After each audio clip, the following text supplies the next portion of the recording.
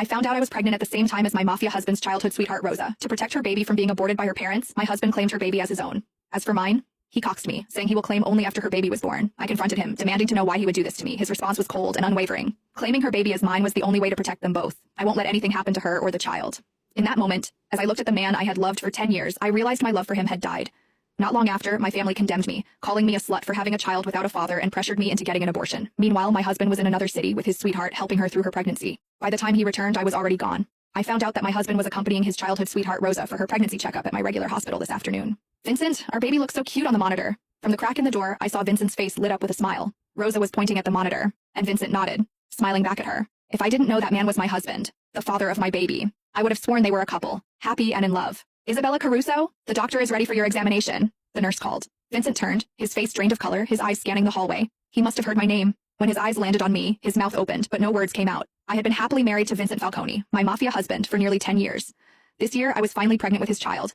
He of all people should know how difficult it is for me to have the baby now. How could he do this to me? I slowly walked toward him, my heart boiling with fury, anger, and the deep sadness of realizing how much I had been lied to. Is that why you told me you couldn't come to my appointment today? I tried to keep my voice steady, but the anger surged, making it impossible to control. Without thinking, I raised my hand and slapped Vincent hard across the face. It was the first time I had ever lashed out at him like this. Yet even after I slapped him, he stood there, silent, avoiding my gaze.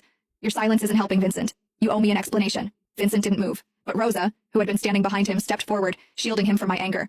Mrs. Falcone, Isabella, right? She said, her voice shaking. Blame it all on me. Vincent did nothing wrong. It was my mistake, Isabella. I'm the one who got pregnant.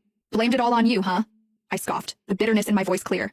I was a tough woman, but even so, tears streamed down my face. As if my tears had triggered something in him, Vincent finally stepped past Rosa and pulled me into his arms. Don't cry, Isabella. The baby isn't mine, he said, his voice barely above a whisper. I froze. What? But then, Rosa spoke. She winked her innocent big eyes at Vincent. Vincent, didn't you promise to protect my baby by claiming it as your own? Why are you telling her now? Protect her baby? What the hell was going on? I broke free from Vincent's arms and stared at him. What the fuck is happening right now, Vincent? What the hell is she talking about?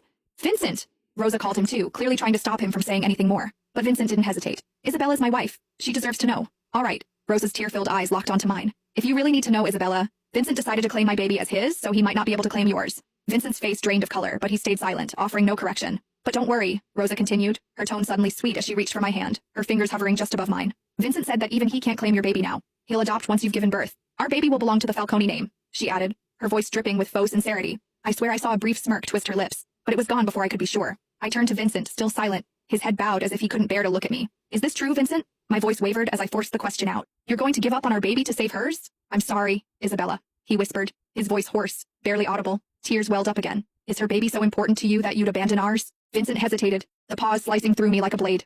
You don't understand about Rosa's family, he murmured.